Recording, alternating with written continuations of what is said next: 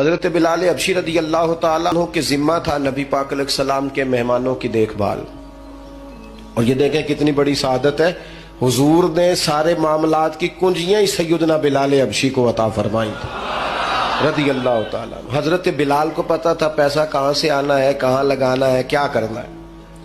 مہمان آتے تھے تو آپ کو پتا ہے حضور کا فقر مبارک اختیاری ہے، پسند ہے نبی پاک کی. ایک یہودی تھا، بلکہ یہودیوں کا عالم تھا. اس نے ایک دن حضرت بلال حبشی سے کہا کہ مجھے پتا چلا ہے کہ آپ حضور کے مہمانوں کے لیے سارے بندوبست کرتے ہیں اور بعض اوقات آپ قرض بھی لیتے ہیں، تو میرے پاس کچھ اضافی پیسے پڑے ہوتے ہیں، مجھ سے قرضہ لے لینا. حضرت بلال نے کہا ٹھیک ہے، قرضہ اس سے لے لیا. ایک مقررہ میعاد، ایک وعدہ اس کے ساتھ طے ہو گیا. سیدنا بلال حبشی رضی اللہ تعالیٰ عنہ نے وہ پیسے لا کے مہمانوں پر خرچ کر دیے.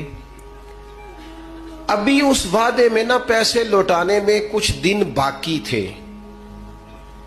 نبی کریم علیہ السلام، سیدنا فاروق اعظم، چند اور صحابہ مدینہ منورہ کے ایک چوک میں موجود تھے تو وہ یہودی مطالبہ کرنے آ گیا. آپ کو میری پوری بات کی سمجھ آ رہی ہے؟ یعنی ابھی جو معاہدہ ہے، جو طے شدہ تاریخ ہے، اس میں دن باقی ہیں. اس نے آ کے کہا میرے پیسے دیں.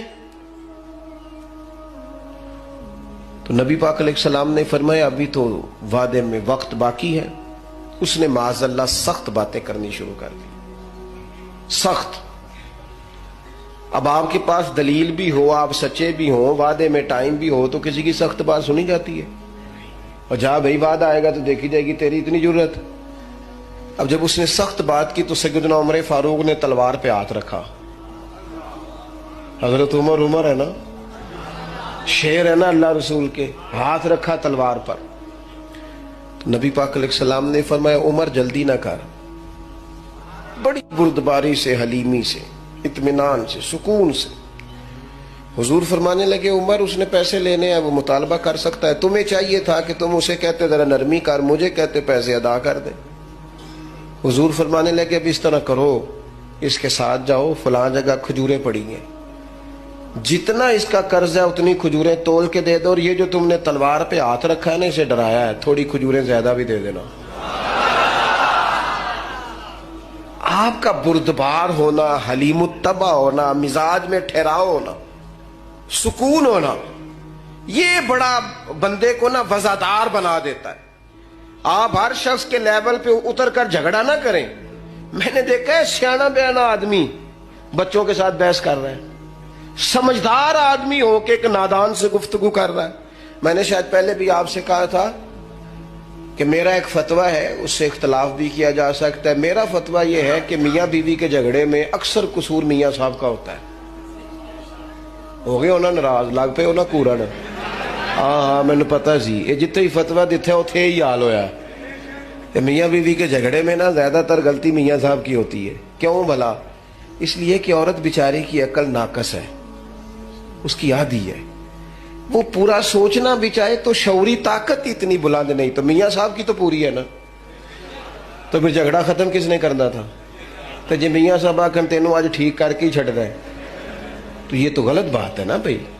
آپ یہ دیکھیں کہ اللہ تبارک و تعالیٰ نے مرد کو عورت پر افسر بنایا ہے. آپ کو چاہیے تھا آپ کا حوصلہ بھی بڑا ہوتا، آپ دلیر ہوتے، بڑی ساری غلطیاں درگزر کرتے، محبت کا لہجہ اختیار کرتے. آپ کو یہ حق حاصل نہیں تھا کہ آپ بے جا سختی کرتے. آپ کی توجہ ہے میری بات پر؟ نبی پاک صلی اللہ تعالی علیہ وسلم نے کمال بردباری کے ساتھ فرمایا کچھ زیادہ بھی. حضرت عمر ساتھ لے گئے، کھجوریں تول تول کے دی.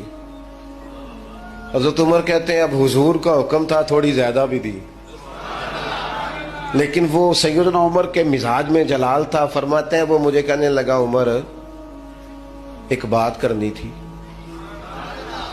کہتے ہیں مجھے غصہ تھا، میں اس کو پر نرمی کر ہی نہیں رہا تھا. میں نے کہا جی کیا بات کرنی تھی؟ کھجوریں لے جائیں، آپ کا کام ہو گیا. کہتے ہیں وہ کہنے لگا عمر میرے دوست میرے اوپر سختی نہ کر، میرا مسئلہ سمجھ.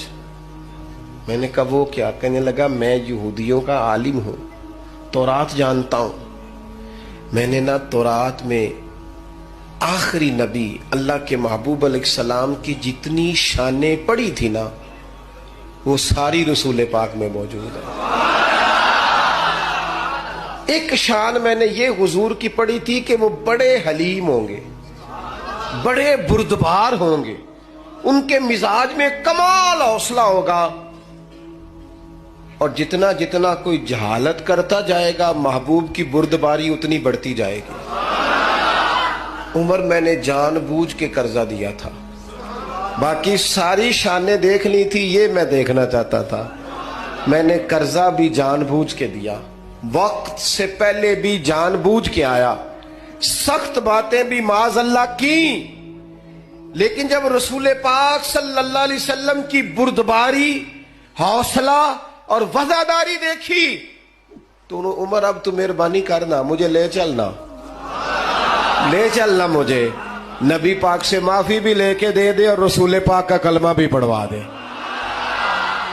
میں تیریاں ویخ کے ادامت مرید ہو گئی. اب نا یہ حلم, یہ بردباری, یہ کمال, یہ وفاداری, یہ ٹھہراؤ, یہ حسن, یہ تازگی, یہ رسول پاک کی عظمتوں کی بلندیاں, میرا تو دل کرتا ہے اب قربان ہو جاؤں حضور کی ہر ہر ادا پر. قربان تھوڑا نا مزاج میں بردباری لائیں, حوصلہ لائیں. کوئی ضروری ہے ہر سوال کا جواب ہم نہیں دینا ہے؟ نہیں سمجھ آئی بات کی؟ کوئی ضروری ہے کہ جو بندہ جو بات کرے گا ہم اس کی سطح پہ اتریں گے؟ میں تو انہوں پوچھ لینا ہے, کئیاں نو نہیں بھی پوچھی دا. نہیں سمجھ آئی؟ کچھ کو کہی دا جا بھائی. میں اکثر دوستوں سے کہتا ہوں ساری عدالتیں خود نہ لگاؤ, ایک عدالت قیامت والے دن بھی تو لگنی ہے نا. کچھ فیصلے اس عدالت پہ بھی چھوڑ دو, کچھ چیزیں اللہ تبارک و تعالیٰ کی بارگاہ پر چھوڑ دو. ہمارا ایک تو استقامت کا مزاج نہیں, دوسری بردباری نہیں, اور تیسری بات, بس اسی پر میں نے اپنی بات کو سمیٹ دینا ہے. تیسرا ہمارا مسئلہ یہ ہے کہ ہمیں نہ صرف اپنے جذبات کا احساس ہے. اللہ کرے اتنا بڑا اور اتنا خوبصورت اجتماع ہے, آج میں اپنی اور آپ کی کچھ تربیت کر پاؤں. خود غرض ہوتے ہیں وہ لوگ جو صرف اپنے بارے میں سوچتے ہیں, خود غرض ہوتے ہیں.